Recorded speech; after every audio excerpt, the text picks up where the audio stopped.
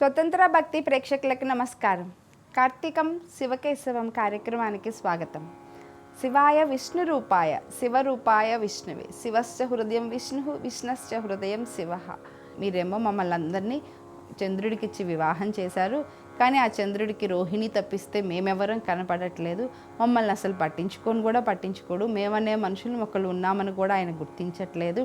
ఇలా అయితే మాకు జరిగిన వివాహానికి దీనికి అర్థమేముంటుంది, మా ఈ సమస్యకి పరిష్కారం ఏంటి, పరిష్కారం చూపించండి అని అడిగారు.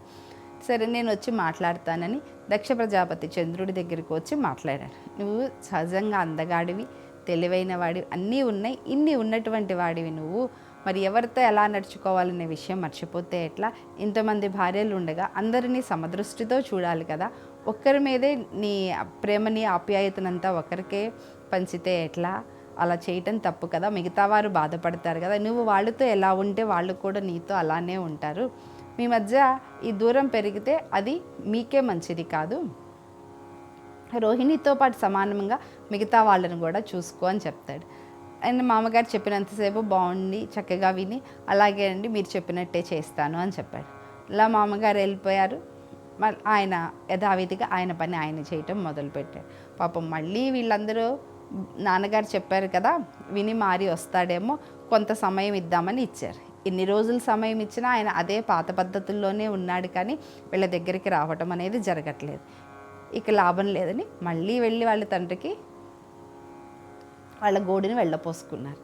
ఇక ఈసారి ఆయనకి కోపం వచ్చింది. నేను వెళ్ళి అంత ఇదిగా నచ్చచెప్పు వచ్చాను కదా, సరేనన్నాడు, అన్నవాడు మళ్ళా అదే పద్ధతిలో చేస్తూ ఉంటే, అంటే నా మాటని మామగారిగా నన్ను గౌరవించట్లేదు, నన్ను లెక్క చేయట్లేదు, వీటన్నిటికన్నా తనని గౌరవించట్లేదు అన్నదానికన్నా ముందు తన బిడ్డల్ని బాధ పెడుతున్నాడు అని ఆయనకి బాధ కోపం రెండూ కలిగినాయి. ఏ తండ్రి కూడా మరి తన బిడ్డలు బాధపడుతుంటే చూస్తూ ఊరుకోలేరు కదా, ఇంకా ఆయనకు కూడా దక్ష ప్రజాపతికి కూడా అలాగే బాధ కోపం వచ్చాయి. ఆ కోపంతోనే ఆయన వచ్చి చంద్రుడి దగ్గరికి వచ్చి, నీకు ఎన్నిసార్లు చెప్పినా నీ పద్ధతిని మార్చుకోవట్లేదు, అందుకనే నేను నిన్ను శపిస్తున్నాను, ఇక నువ్వు క్షయగాత్రుడు అయిపోతావు, నీ కళలన్నీ నశించిపోతాయని శపించేశాడు. ఆయన శపించి వెళ్ళిపోయాడు. మనకి చంద్రుడు నుంచి ఎన్నో ఉపయోగాలు ఉన్నాయి. విశ్వరచనలో సూర్యచంద్రులు ఇద్దరు మనల్ని నడిపిస్తూ ఉన్నటువంటి వారు, అంటే వారిలో ఉన్నటువంటి శివుడే ఇవన్నీ చేస్తున్న వాళ్ళ పనులు వీళ్ళు చేస్తూ ఉన్నారు. ఎప్పుడైతే మామగారు నీ కళలు తగ్గిపోతాయి అని చెప్పారో అప్పటి నుంచి ఆయన కళలు క్షీణించటం మొదలుపెట్టాయి.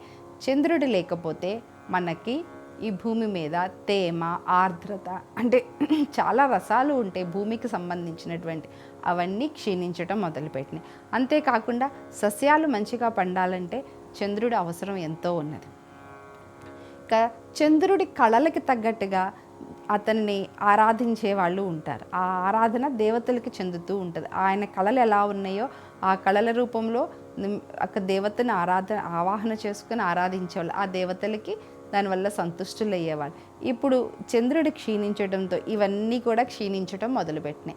అంటే పనులన్నిటికీ అవాంతరాలు రావటం మొదలైనవి. దేవతలకి మహర్షులకి అర్థం కాలేదు, ఎందుకు ఇలా అవుతుంది, అంత క్షీణత్వం వచ్చేస్తుంది ఎందుకు భూమిలో కానీ అన్నిటిలో. అంటే చంద్రుడి యొక్క ప్రభావం మనుషుల మీద కూడా చాలా వరకు ఉంటుంది, మనుషుల్లో కూడా క్షీణత్వం రావటం మొదలైంది.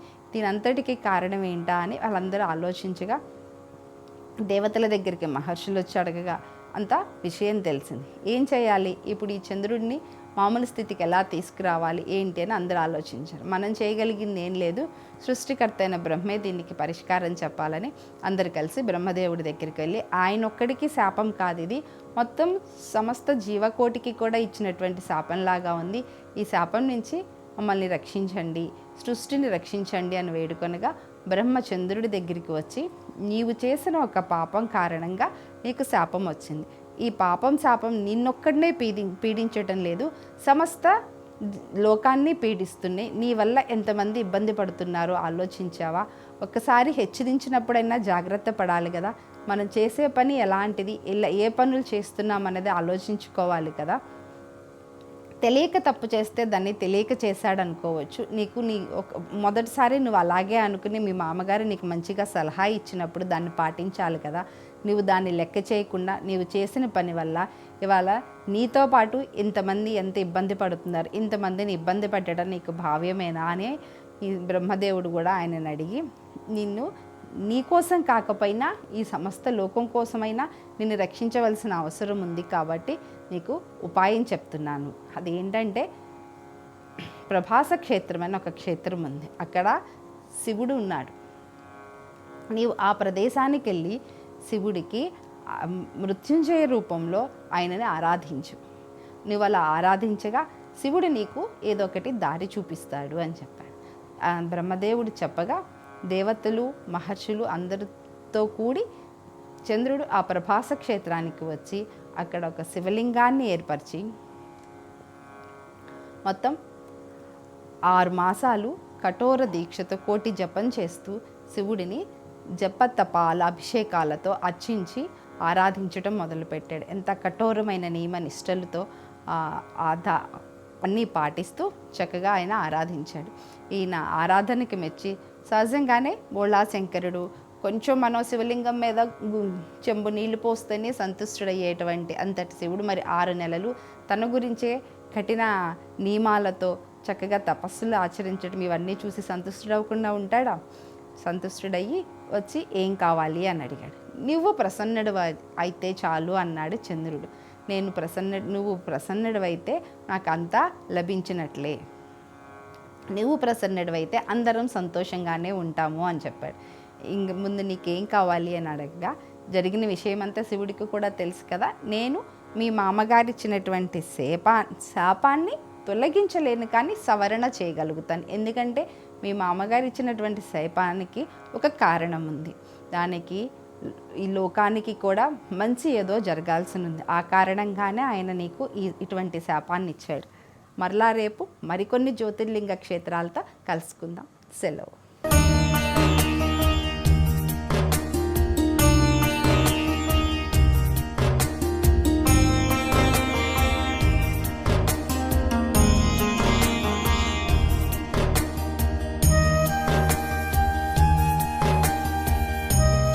స్వతంత్ర భక్తి యూట్యూబ్ ఛానల్ ని సపోర్ట్ చేయండి. మీకు ఈ వీడియో నచ్చితే లైక్ చేయండి, మీ స్నేహితులకు శ్రేయోభిలాషులకు షేర్ చేయండి, మీ అభిప్రాయాలను కామెంట్ చేయండి. సబ్స్క్రైబ్ చేయడం మాత్రం మర్చిపోకండి. స్వతంత్ర భక్తి YouTube channel. Please like, share and subscribe.